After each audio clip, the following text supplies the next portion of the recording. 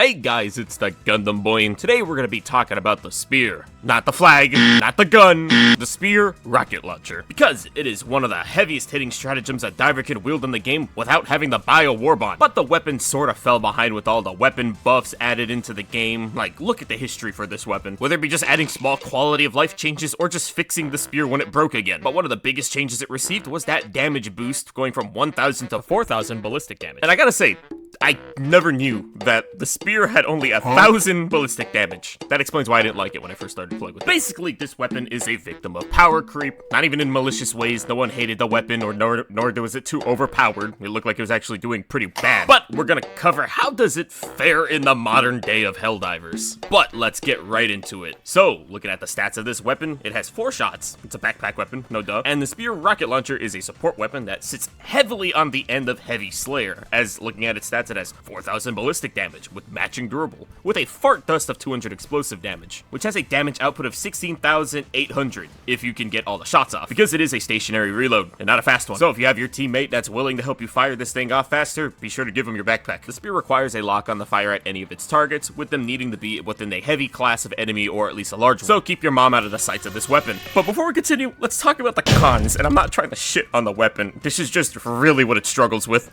I'd have to say a big drawback for the spear is that it is a lock-on weapon, which always aims towards the center of mass for targets, which isn't usually a problem for smaller heavies, but Helldivers' lock-on system with the spear can be strange. What? It didn't even... Wait, what did the lock-on do?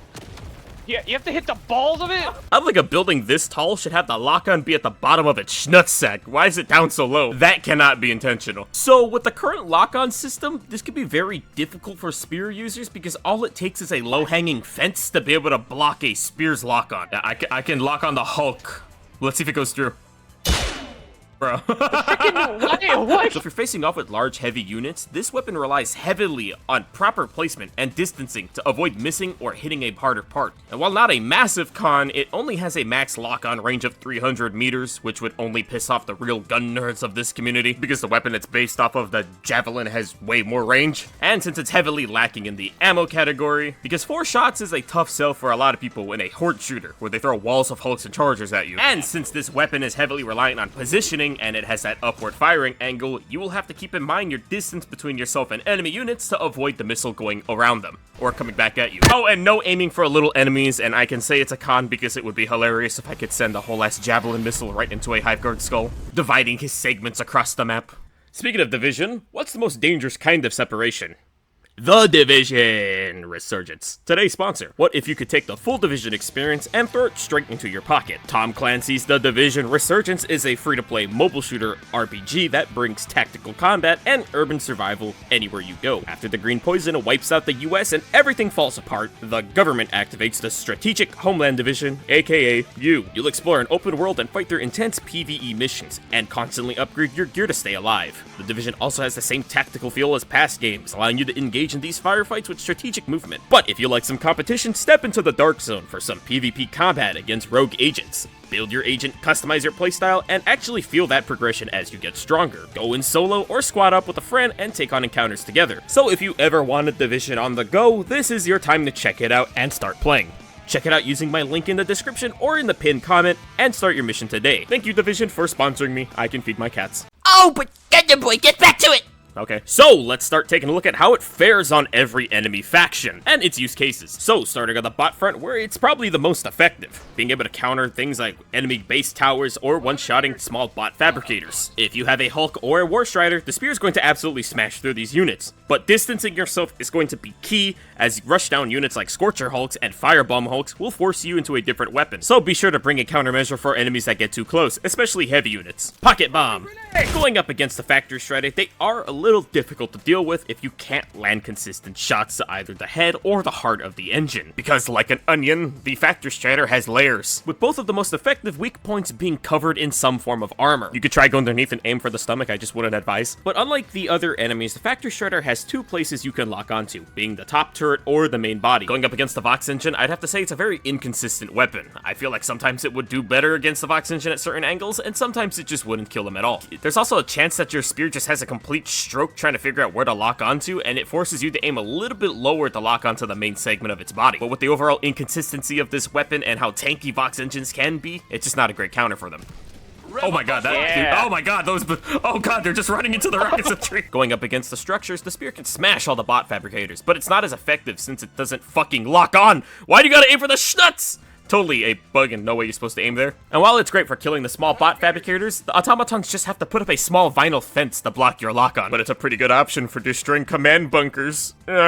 So moving on to the bug front, where the weapon primarily takes on a combat role. There's overall less structural targets to kill, being limited to spore spears and shrieker towers. And if you're at a good angle for it, you can even use it to destroy Bile Titan holes. However, with bringing it to the bug front, the massive drawback of having it is that you're going up against an entire faction of rushdown units. And since it needs that distance to take down heavy units, it means chargers are going to be a massive pain for this weapon, as they always will rush you down. You know, it's in the name. Charger. If you got the jump on a charger, you are going to win that encounter, as the spear is a one tap, one shot, one kill, one kill. Going up against the Impaler, they just die. However, there is a chance where they might survive a shot to the face. And then there's Bile Titans, with the spear being able to one-shot it more consistently if they're facing you in a head-on. However, the legs of a Bile Titan function as a pseudo-shield, being able to absorb that damage. And if you can't land consistent shots to the head, it might take 2 or more to drop a Bile Titan. And with only 4 rounds to spare, you're either killing 4 Bile Titans or you're killing 2. Also, weird fact, you can lock onto Alpha Brood commanders. And for a while, it was a fairly good counter against Dragon Roaches until we realized the Rail Cannon Strike was just better. Overall, on the bug front, it's not gonna get that much use, especially when you consider that a large portion of the enemies will require you to be either running away or breaking their ankles at closer ranges. So the spear isn't really the best for fighting off a lot of the bugs here. They're not like the automatons, they don't have a lot of structures above ground, so spear has to be right in front of those holes to be able to destroy anything. And if you're gonna use this on the bug front, you'll have to play at comically long ranges to try and deal with enemy units without feeling too pressured. And on higher difficulties, heavies are a dime a dozen. You'll be out of ammo in no time. In terms of ammo, it eats more than the maxi gun. And finally, the Illuminate, which has to be one of the worst places to have to take the spear. I don't do rankings, but I put this thing in F. On this front, it is capable of breaking a ship in 2 shots with no shield.